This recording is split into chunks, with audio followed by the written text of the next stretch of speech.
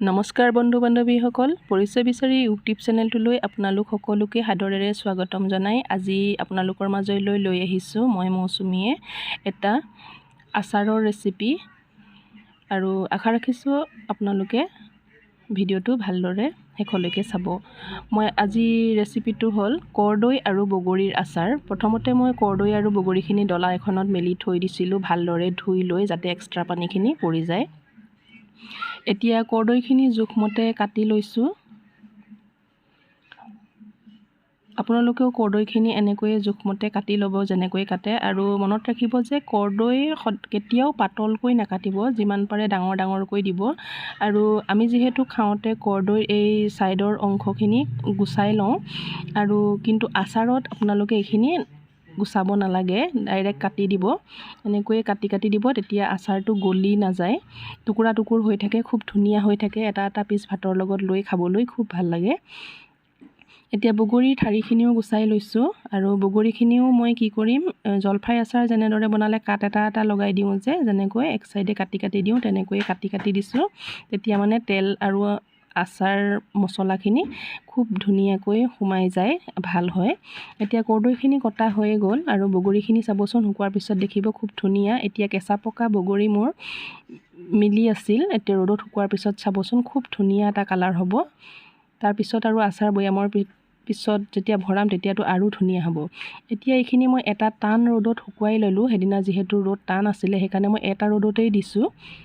আৰু দেখিছেনে, কৰ্দৈৰ ভিতৰত কৰ্দৈটো আপোনালোকে ইমানখিনিয়ে শুকুৱাব আৰু বেছি শুকুৱাই নেপেলাব।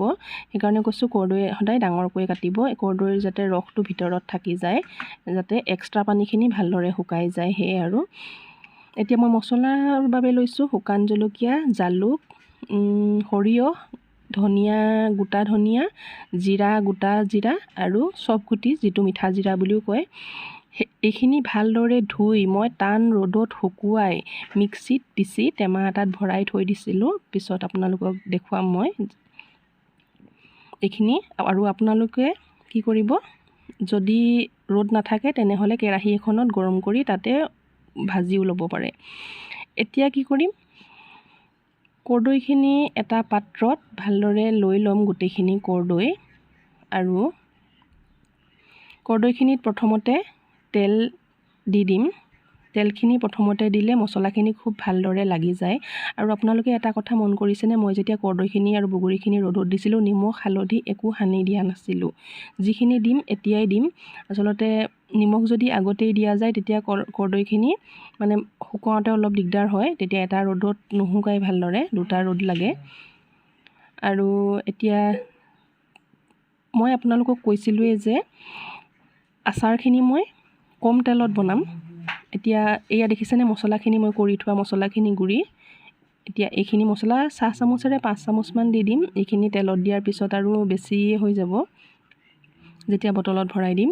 আৰু ইয়াতে নিমখ হালধি আৰু জলকীয়া গুড়ি, যিটো কাশ্মীৰী ৰেড চিলি পাউডাৰ মই ব্যৱহাৰ কৰিছোঁ, এইটো হ'ল কালাৰৰ বাবে। আচাৰত অলপ ৰঙচুৱা কালাৰটো হ'লে ভাল লাগে দেখিবলৈ। আৰু মিঠাতেল দিছোঁৱেই যিহেতু। আৰু এইখিনিতে এটা কথা কওঁ যে আচাৰত সদায় আপোনালোকে কেঁচা মিঠাতেল ব্যৱহাৰ কৰিব, আৰু মিঠাতেলটো যাতে ভাল কোৱালিটিৰ হয় সেইটো মনত ৰাখিব, তেতিয়া আচাৰ বহুত দিনলৈকে থ'ব পাৰিব। এতিয়া মই যিখিনি মানে চাহৰ কাপেৰে একাপ মানেই হ'ব, একাপেই হ'ব, আৰু এইখিনিয়ে তেল দিছোঁ মই, আৰু তেল নিদিওঁ। এইখিনি তেলতেই মই আচাৰখিনি বনাম। এতিয়া গোটেই মিশ্ৰণটো ভালদৰে মোৰ সানি লোৱা হৈ গ'ল। মছলা মই কি দিলোঁ আপোনালোকক দেখুৱাই দিলোঁ। এতিয়া এটা চিচাৰ বৈয়ামত মই ভৰাই আছোঁ।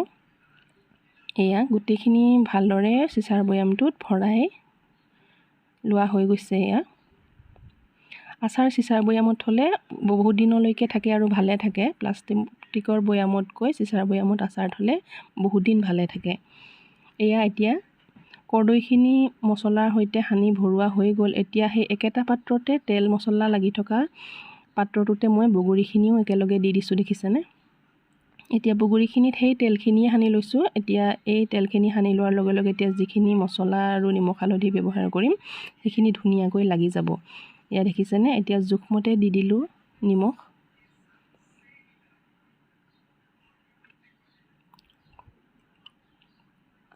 তাৰপিছতে অকণমান হালধি দি দিলোঁ। এয়া হালধি। আপোনালোকে আচাৰৰ ৰেচিপিটো ভাল পালে প্লিজ লাইক কমেণ্ট আৰু শ্বেয়াৰ কৰি দিব। লগতে যিসকলে মোৰ চেনেলটোত নতুনকৈ চাই আছে তেওঁলোকে যাতে চেনেলটো ছাবস্ক্ৰাইব কৰিবলৈ নাপাহৰে যাতে। এতিয়া মছলা বগৰী আচাৰত বেছি মছলা দিব নালাগে, কম মছলা দিলে ভাল লাগে। এতিয়া চাহ চামুচেৰে মই 2 চামুচ বুলিয়ে ক'ব পাৰি আৰু মই এনেকৈয়ে দি দিছোঁ।